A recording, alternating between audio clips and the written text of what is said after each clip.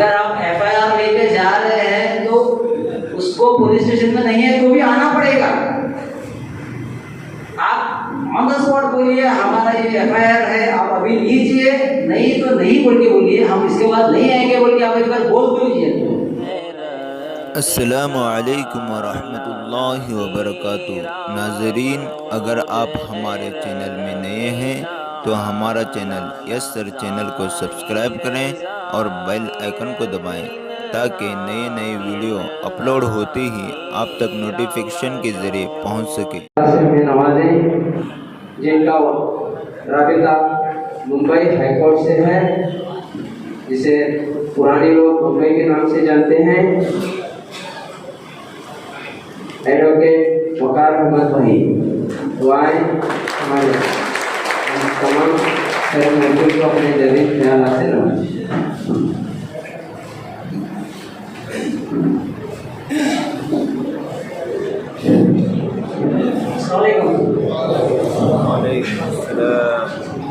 ये मुसलमानों का जवाब नहीं मिला मुझे।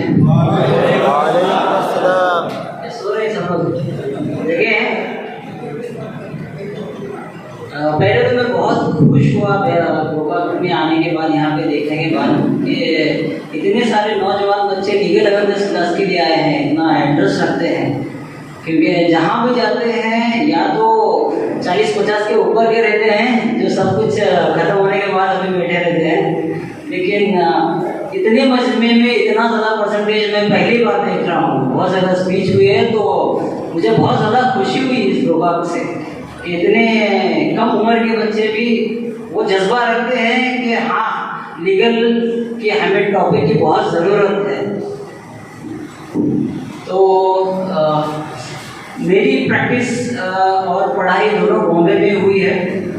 LLB बॉम्बे से हुआ है और प्रैक्टिस भी बॉम्बे हाई कोर्ट में हुई है। उसके बाद वहाँ से बेंगलुरु हाई कोर्ट में प्रैक्टिस हुई है। उसके बाद अभी हार्वर्ड हाई कोर्ट में प्रैक्टिस चल रही है। लेकिन वहाँ जाने से पहले बॉम्बे हाई कोर्ट का एक मैं किस्सा आपको बताना चाहता हूँ। कितने लोग कन्नड़ा मीडियम से हैं यहाँ पे? कितने लोग उर्दू मीडियम से हैं? माशाल्लाह।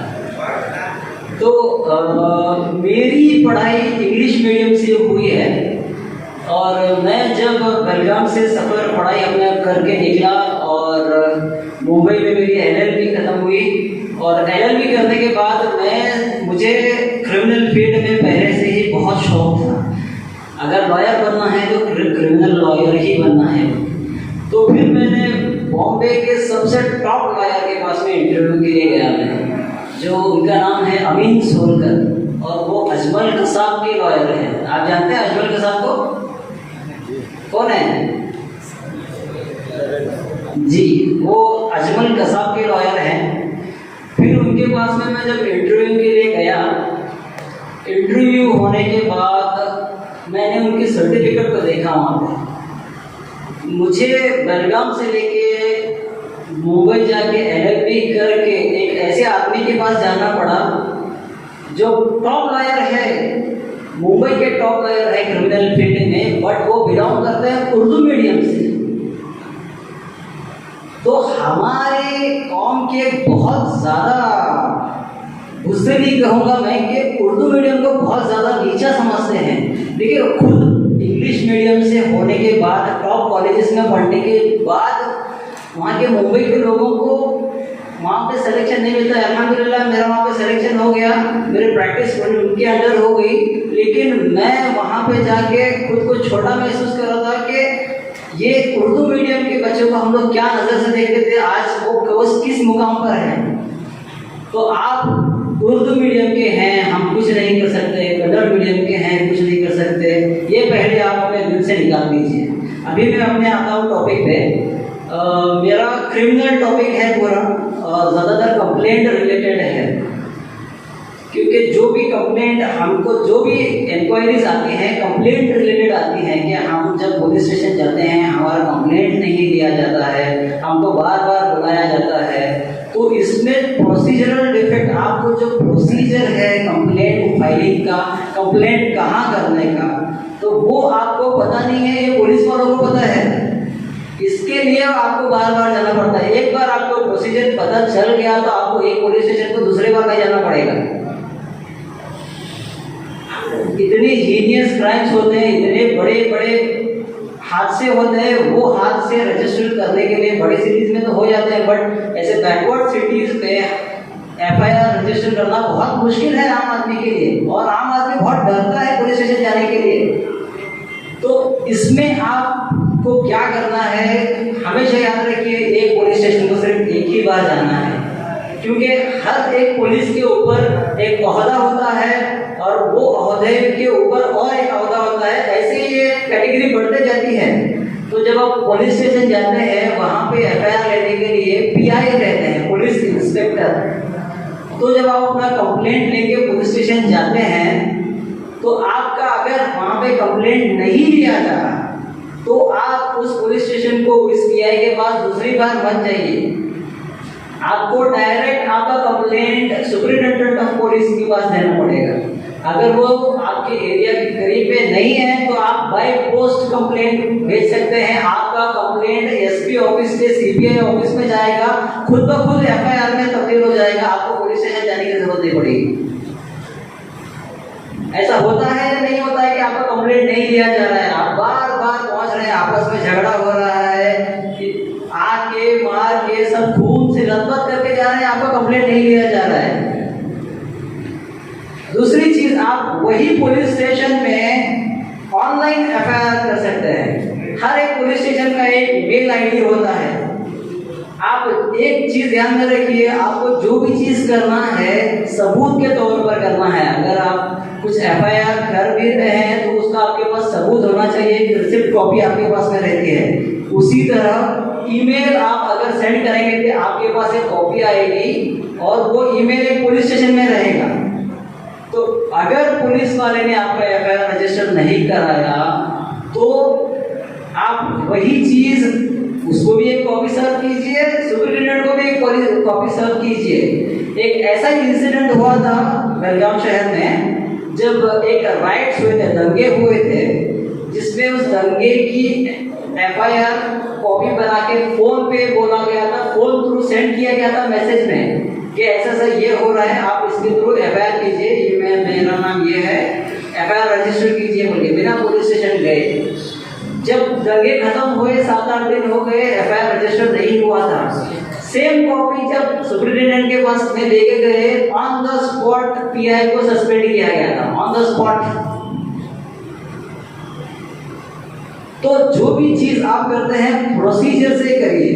एक प्रोसीजर होता है, अगर समझो सुपरिटेंडेंट ऑफ पुलिस का भी नहीं हो रहा है, फिर आप प्राइवेट कंप्लेंट फाइल कर सकते हैं कोर्ट में बिना पुलिस स्टेशन जाए। फिर कोर्ट उनको ऑर्डर देगा कि इस चीज में आप एफआईआर रजिस्टर कीजिए इंक्वायरी करने के बाद। कंप्लेंट का प्रोसेस बहुत आसान है, लेकिन हमारी कौम ये सीख रही है कि बार बार नहीं, साफ नहीं है बाद में आओ, ये नहीं है बाद में आओ। देखो वो लोग हमारे लिए बैठे हैं, हम उनके लिए नहीं है। वो पगार हमारी खिदमत करने के लेते हैं। अगर आप एफआईआर लेके जा रहे हैं तो उसको पुलिस स्टेशन में नहीं है तो भी आना पड़ेगा। आप ऑन द स्पॉट बोलिए हमारा ये एफआईआर है, आप अभी लीजिए, नहीं तो नहीं बोल के बोलिए, हम इसके बाद नहीं आएंगे बोल के आप एक बार बोल दीजिए। अगर गोकाक में ऐसे 1-2 इंसिडेंट होंगे तो तीसरी बार ऐसा इंसिडेंट नहीं होगा। अल्हम्दुलिल्लाह आज हमारे बेलगाम शहर में अगर कोई एफआईआर करने के लिए जाता है तो उसको बिठा के एफआईआर होने तक नहीं छोड़ते। मैं पर्सनली जाकर देखा हूँ वही पुलिस स्टेशन जहाँ पे सस्पेंड हुआ था वो पूरी पीआई। ऐसे इंसिडेंट होंगे तभी पता चलेगा कि नहीं, हाँ हमारे लोग अभी आगा हो गए हैं।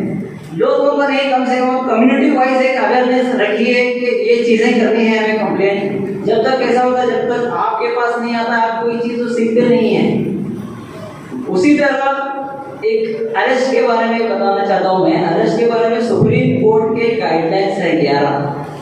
जब भी आपको पुलिस स्टेशन के लिए इंटरोगेशन के लिए बुलाया जाए या फिर डिटेंशन के लिए बुलाया जाए या फिर अरेस्ट के लिए बुलाया जाए, किसी भी चीज़ के, साहब बुला रहे हैं आ जाओ, साहब बुला रहे हैं आ जाओ, आपका कोई हक नहीं है जाने का, उनका कोई हक नहीं है आपको बुलाने के लिए।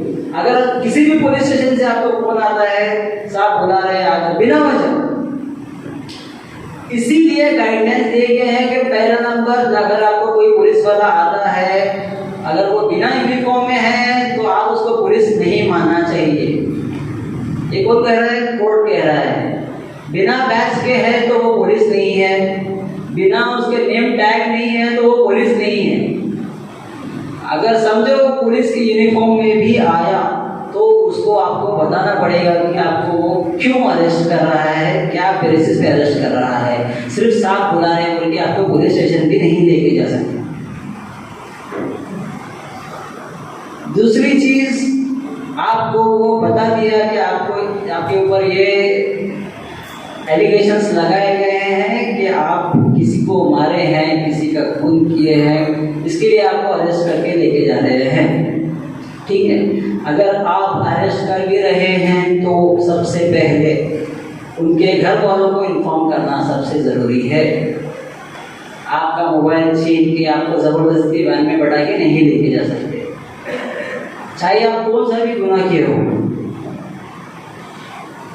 तीसरी चीज, अगर घर वाले नहीं हैं तो मोहल्ले का एक कोई बड़ा आदमी चाहिए, जिम्मेदार चाहिए, समाज का आदमी जो विटनेस हो जाए कि हाँ ये लोग इसको अभी लेके गए थे और मैं इसका विटनेस हूँ और इस पर कोई जबरदस्ती नहीं हुई है। चौथी चीज, हर एक डिस्ट्रिक्ट में एक पुलिस कंट्रोल रूम होता है।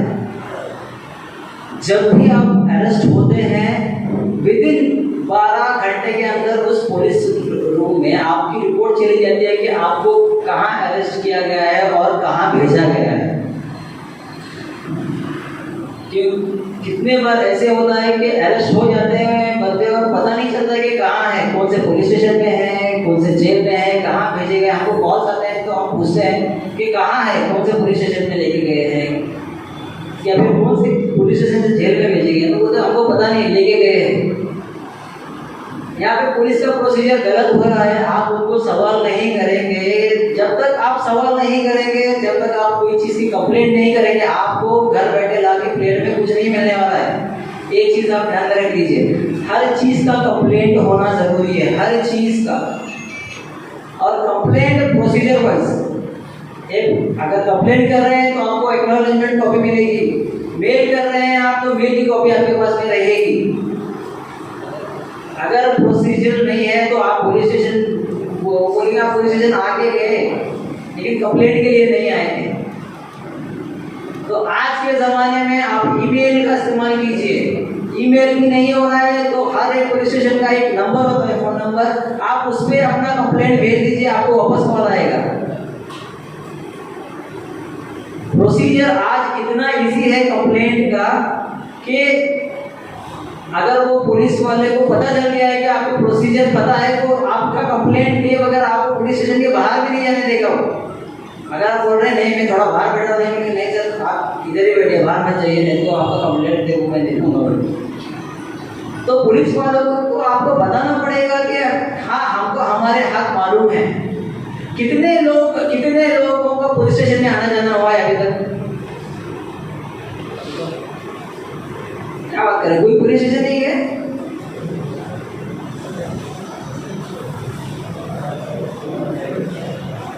माशाल्लाह, गोवा में क्राइम्स नहीं होते शायद, क्या आपस में सेटलमेंट करके लेते क्या?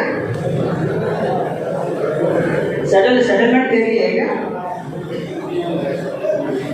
अच्छा ठीक है, आप पुलिस स्टेशन नहीं जाते हैं तो इससे भी मुझे शिकायत है, मैं उसका पॉइंट आपका बाद में कवर कर लूँगा। पहले मैं अरेस्ट का ख़त्म करता हूँ। तो इसके बाद आपके ऊपर फिजिकल एग्जामिनेशन होना बहुत ज़रूरी है। अगर आपको अरेस्ट करके आप पुलिस लेके जा रहा है तो आपके बॉडी पर क्या क्या मार्क्स हैं, minor and major injuries must be recorded of the arrested person.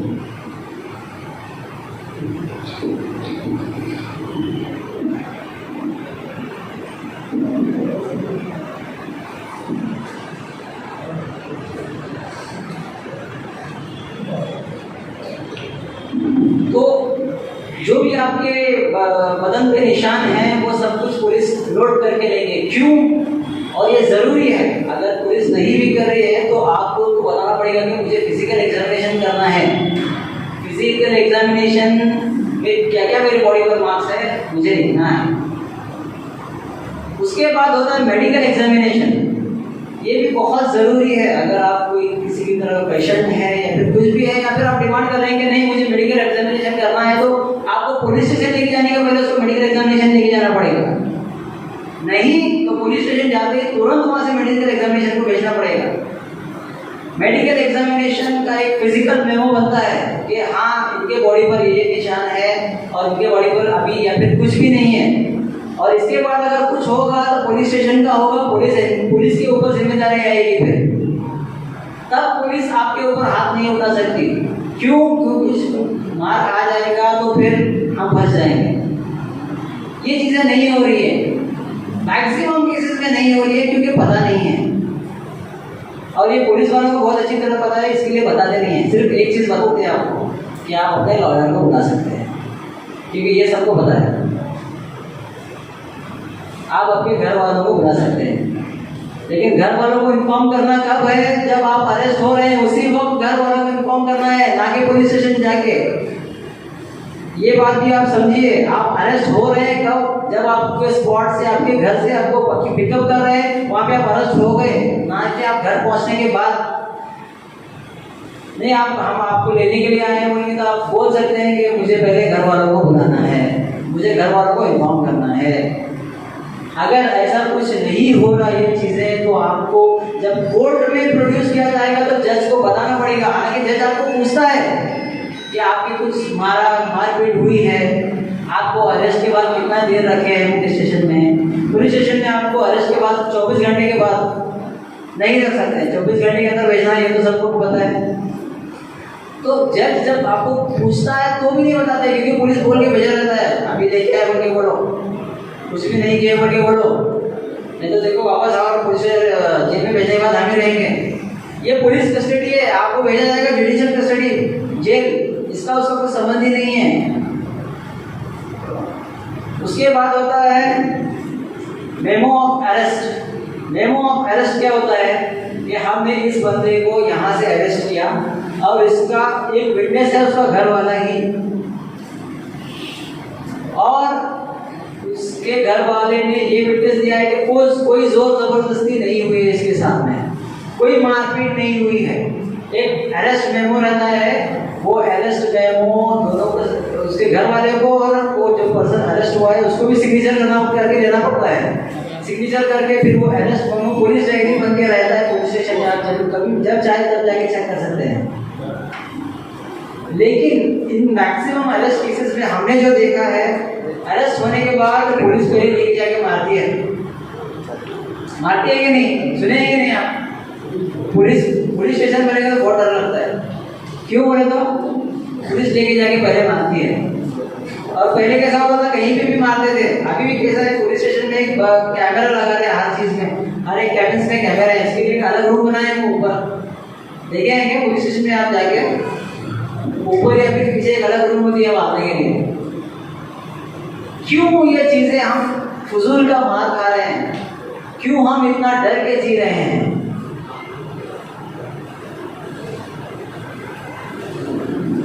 देखिए, जब तक आपके घर वालों को किसी को अरेस्ट नहीं करेंगे, आपके घर वाले कोई पुलिस स्टेशन में जाके मार खा के ना, वो दर्द आपको नहीं समझ में आएगा। और मैक्सिमम देखिए जो भी केसेस होते हैं, जो भी कोर्ट में लोग हैं, 100 में से 60 पर 5 लोग बेगुनाह है। ये जेल सुपरिटेंडेंट का कहना है। अंडर ट्रायल बोलते हैं, पूरा अंडर ट्रायल्स, कि इनके ऊपर कोई भी सजा नहीं दी है लेकिन वो जेल में पड़े हुए हैं और मैक्सिमम बेगुनाह है। तो जब भी आप कोई वकील को देखते हैं तो यही दिमाग में आता है कि नहीं बाबा, ये मर्डर वालों को बाहर निकालता है, रेप किए वालों को बाहर निकालता है। वकील बोलेंगे तो नहीं बाबा, ये झूठ बोलता है। लेकिन जब आपका केस कुछ होता है तो आप ही ढूंढते आते हैं, गाड़ी वाला वकील कौन है देखो, हमारा मुस्लिम का वकील कौन है देखो, उसको ही देंगे। लेकिन अपने बच्चे को नहीं बनाएंगे। जैसे हमारे अली में बता रहे थे, अपने बच्चे को आप वकील नहीं बनाएंगे, लेकिन आप पर कुछ होगा तो मुस्लिम के वकील कौन है वो ढूंढते बैठेंगे। आप आपके घर से आपको सर्विस नहीं देना है, आपको सिर्फ सर्विस देना है।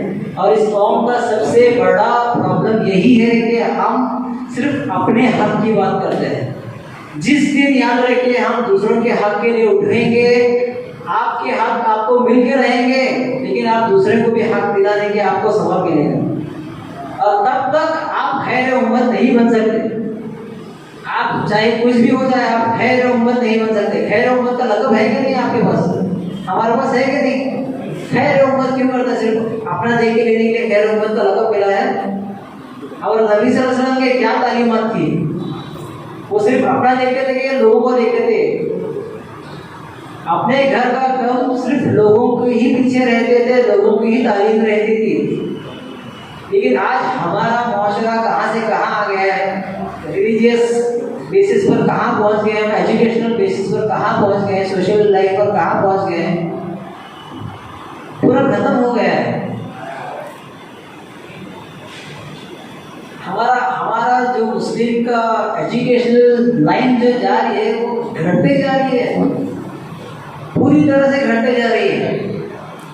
हमारे मुस्लिम को सिर्फ क्या चाहिए? बिजनेस चाहिए, अच्छा पैसा चाहिए। उतना पढ़ को कोना ज्ञान वाले होगा, कौन पढ़ को गया है? मेरा खिताब आज खासकर नौजवानों के लिए है, क्योंकि मैं इनको देखकर आज बहुत खुश हुआ। मैं बहुत जगह गया हूँ, बहुत घूमा हूँ, और मुझे इस उम्र से ही बहुत तलब थी इस चीज़ की कि मुझे अपने कौम के लोगों के लिए कुछ करना है। और जब जेल में जाके देखा तो फिर ये ठान लिया कि बाहर के लोगों के लिए नहीं, सिर्फ जेल के लोगों के लिए काम करना है। क्योंकि यहाँ आप कम से कम एक टाइम का प्रॉपर खा रहे हैं, एक टाइम का आपको सही खाना मिल रहा है, आप अपने फैमिली के साथ हैं। ऐसे बहुत सारे लोग हैं जो बेगुनाह हैं और सालों से जेलों में सड़ रहे हैं। किस लिए? किस लिए? कुछ ये है, ला इलाहा इल्लल्लाह मुहम्मद रसूलुल्लाह कलमा पढ़ते हैं इसके लिए। आप और हमारे जैसे लोग हैं, जैसे अली भाई ने कहा जेल में गया है उसको किया ही बगल, बाहर आया 25 साल के बाद, 25 साल तक अंदर क्यों रखते थे उसको करके जाएंगे ना कहने। देखिए आज उनकी बारी है, कल आपकी बारी होगी, तब आपके साथ में कोई नहीं खड़ा होगा अगर आज आप उनके साथ में नहीं रुकेंगे तो। इसी तरह कॉन्स्टिट्यूशन की बात की थी अली भाई ने। सब लोगों को अपने राइट्स के बारे में जानना है। कॉन्स्टिट्यूशन ने हमको ये हक दिया है, यूनिटी, इक्वालिटी, फ्रेटर्निटी। किसको पता है कि कॉन्स्टिट्यूशन ने हमको कुछ ड्यूटीज भी दी हैं? पता है आपको? जो हमारा संविधान है वो हमें कुछ जिम्मेदारियां देता है। क्या जिम्मेदारियां देता है? Article 51 sub clause A of constitution lays down fundamental directive duties to the public.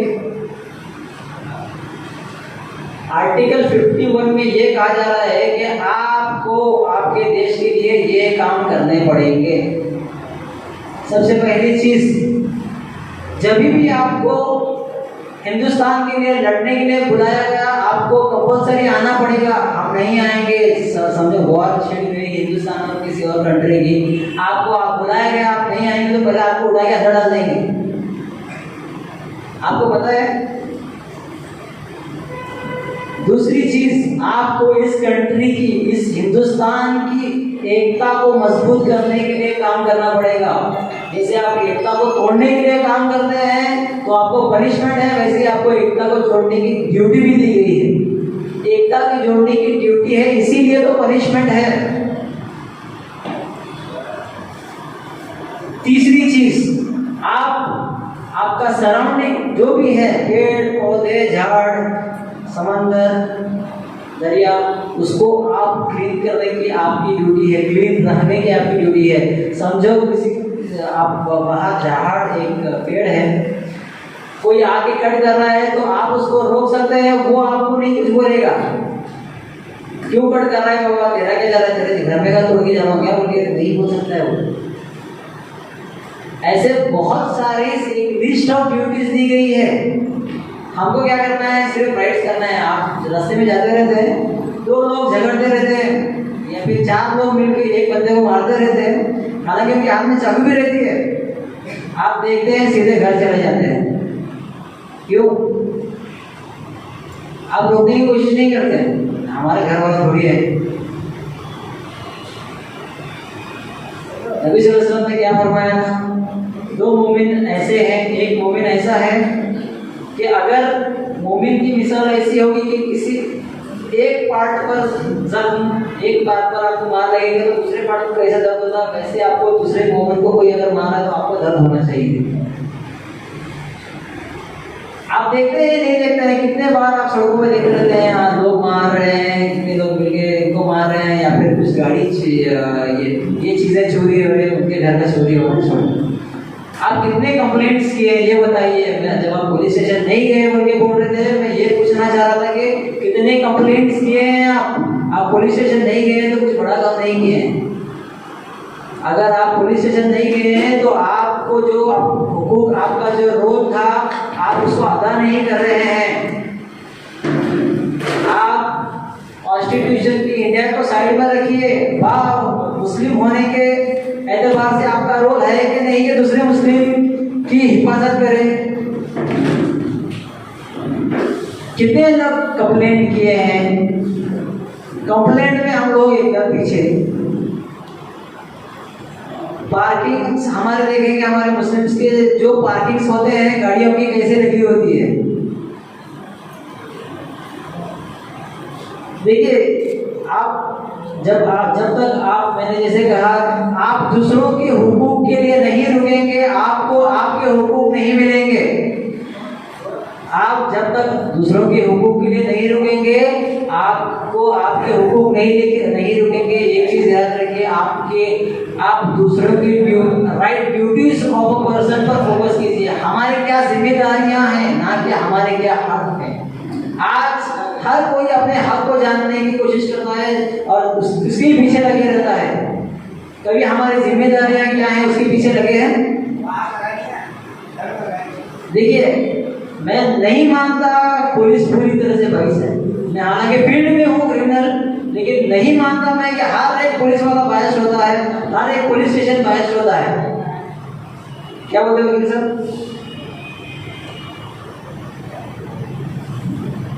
हो ही नहीं सकता, क्योंकि हम लोग फील्ड में हैं। हमारी कोताहियां हैं, हम लोग कंप्लेंट प्रॉपर नहीं फाइल कर रहे हैं, हम लोग कंप्लेंट नहीं फाइल कर रहे हैं, हम लोग जुल्म के खिलाफ आवाज नहीं उठा रहे हैं। कब तक? जब तक जुल्म आके आपके घर पर दस्तक नहीं दे रहा है, तब तक। जब तक आपका बच्चे के ऊपर कोई कंप्लेंट नहीं हो रहा है, तब तक। जब तक आपके बच्चे पर कोई इंटरोगेशन नहीं हो रहा है, तब तक। अली भाई ने आपको टाडा का कानून बताया, आप तो पुलिस स्टेशन जाते नहीं, टाडा का कानून तो आपको दूर दूर तक पता नहीं रहेगा। टाडा छोड़ के अभी यूएपी आ गया है, वो भी नहीं पता रहेगा आपको। पता है आपको यूएपी का कानून क्या है? आपको इंटरोगेशन के लिए डाउट पे लेके जा सकते हैं, 6 महीने तक आपका फिर एप्लीकेशन फाइल करने की इजाजत नहीं है। आपको बाहर आने का छोड़ दीजिए। आप इसीलिए बोलते हैं कि उम्मत सो रही है। यूएपीए के कानून में 6 महीने तक आप बेल एप्लीकेशन नहीं फाइल कर सकते, और आपको यूएपीए का कानून पता नहीं है। पता है यूएपीए का कानून मैक्सिमम मुसलमानों पे अप्लाई किया जा रहा है। जब आपके बेटे को उस कानून में लेके जाएंगे, आपको लेके जाएंगे, तब आप सोचते बैठेंगे कि क्या है ये कानून। जब बिल पास होते रहते हैं तब आप घर में सोते रहते हैं, या फिर टीवी पर कोई और सीरियल या फिर मूवी चलते रहता है आपके, वहां पे सदन में बिल पास होते रहते हैं। देखिए, इस तरह से हम लोग सो के घर में बैठ के, आप हमारे प्लेट में आके हमारे राइट्स दे दो, हमारा जो से मिलता है वो हमको ला के दे दो, क्योंकि घर पे आपको कोई नहीं देगा। और खासकर आज जो माहौल चल रहा है, आपको छीन के लेना पड़ेगा। तो इसके लिए आपके तरफ से ताउन बहुत जरूरी है। मैं हमेशा कह रहा हूँ, आपकी जिम्मेदारियों पे काम कीजिए, आपके हक आपको अपने आप मिल जाएंगे। ठीक है, हम लोग काम करते हैं और इस फील्ड में आए हैं इसी के लिए, और हमें बहुत खुशी होती है जब हम किसी की मदद करते हैं, किसी बेगुनाह को बाहर निकालते हैं। आप घर के देखिए इसमें कितनी खुशी है। आप एक मुआशरा ऐसा बनाइए इस, और अहद कीजिए कि इंशाअल्लाह इस गोकाक को हम लोग ऐसा बनाएंगे, कहीं भी कुछ भी क्राइम हो रहा है, एक बंदा दूसरे बंदे को मार रहा है, आप पुलिस स्टेशन में फोन कीजिए, वो आके देख लेने दीजिए, तब जाके क्राइम फ्री सोसाइटी होगी, तब जाके आपका गोकाक कहलाएगा कि हाँ यहाँ पे क्राइम कम है। अगर आप पुलिस स्टेशन नहीं जा रहे हैं और बोल रहे हैं कि नहीं यहाँ पे क्राइम कम है, तो इसका मतलब क्राइम रिपोर्ट नहीं हो रहा है। आपके यहाँ पे क्राइम रिपोर्ट नहीं हो रहे हैं। ऐसे बहुत सारे लोग होंगे जो एक लेवल पे पहुंच जाते हैं दादागिरी करके, अगर पहुंच जाते हैं और आपके पास आके दादागिरी कर रहे हैं, कि आपकी सोसाइटी क्राइम फ्री नहीं है। ऐसे गोकाक में बहुत सारे लोग होंगे ना। अभी आप काम बोलेंगे,